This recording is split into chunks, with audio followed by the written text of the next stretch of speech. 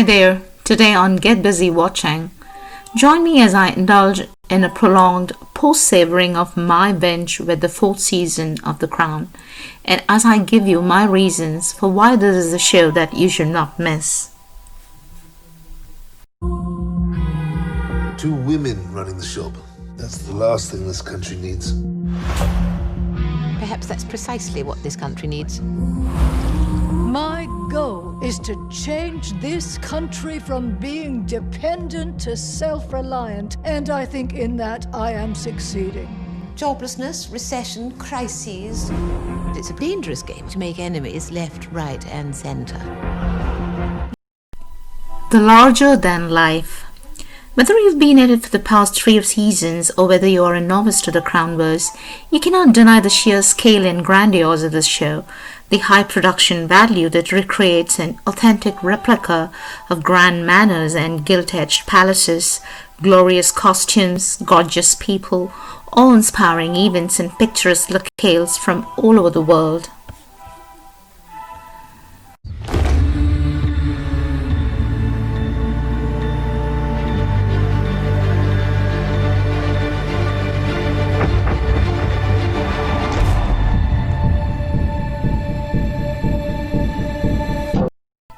The human content.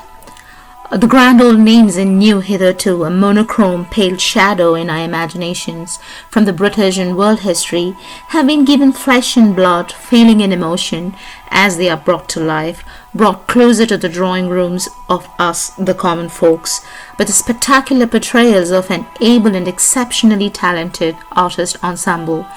The royal, the prominent and the eminent come forth just as human as you and me. How many times can this family make the same mistake? I am the son of Paying the consequences each time. nothing in particular. All I want is to be loved. It's all any of us want from you. What does one have to do to get some kindness in this family? In time. The effective writing by Peter Morgan. There is suspense, there is style, and there is a whole lot of drama, with layers and layers of new meanings and interpretations to be unraveled as each episode of this season progresses. The writing takes ample liberties with the recounting of the minute details, adding spice, yet firmly adheres to the truths at large, which makes the series so thoroughly entertaining. My very best, and I am suffering. No, you are not suffering.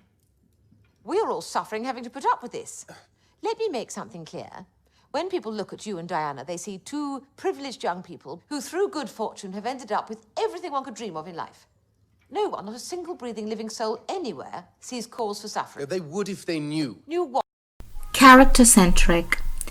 At times complementing and at times contrasting, the characters are put in pairs, pitted sometimes together and sometimes against each other, thereby heightening the drama, whether it be the Queen and Thatcher, Charles and Diana, Queen and Margaret, Camilla and Diana, Charles and Anne, Queen and Diana, the Duke and Diana, as mothers, sisters, lovers, fathers, brothers, wives, husbands, they capture our interest and carry us forward. I'm determined to win this battle, Sonny. I don't often get into a fight, but when I do, I want to win. You will, ma'am. Remember, you are not alone. It is 48 against 1. We are going back with another word. Manors. No, no, no. No.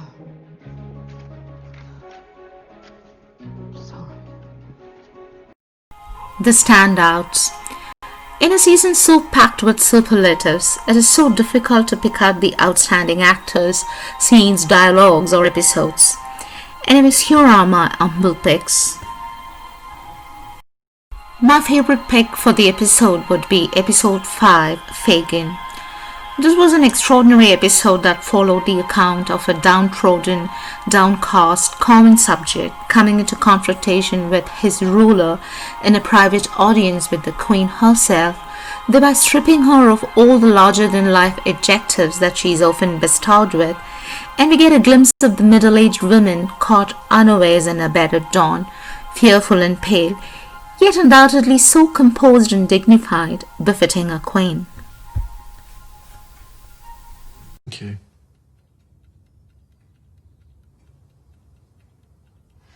I do hope they don't make things too difficult for you in light of all this. Thank you. Well, goodbye.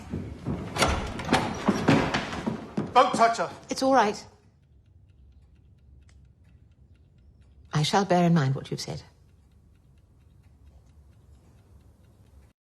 The outstanding actors Gillian Anderson and Emma Corrin as Margaret Thatcher and Diana respectively dazzled ahead this season with their performance on an equal footing, if not superseding the calm and composed presence of Olivia Colman as Queen Incarnate, as did Connor, who succeeded in depicting the inner dilemmatic demons that thronged Prince Charles. The standout scenes. There are plenty of them that move you, whether it be the one where the Queen bestows on Thatcher the Order of Merit as she departs, bringing their not-so-cordial years to a cordial end. Throughout the time we worked together, people tended to focus on our many differences, which was lazy and misleading, I think, and overlooked the many things we actually do have in common. Our generation, our Christianity, our work ethic, our sense of duty, but above all, our devotion to this country that we both love. Or this one where Charles and Diana have their first heart-to-heart on the widening green of Wollongong. Or the Duke Philip and Diana one-on-one, where they had their heart-to-heart about being an outsider married into the family, and the Duke's repartee about them and the Queen more or less summarizes it. Everyone in the system is a lost, lonely, irrelevant outsider, apart from the one person, the only person that matters. She is the oxygen we all breathe, the essence of all our duties. Photograph. Do you think the Queen should know? Charles is pushing in. You stay outside. No squabbling, please. Quiet. Quiet, yes. The merriest of Christmas smiles? Yes. 3, 2, 1. Did anyone... Meet you here with yet another compilation. Till then, like, share, subscribe, and get busy watching, guys.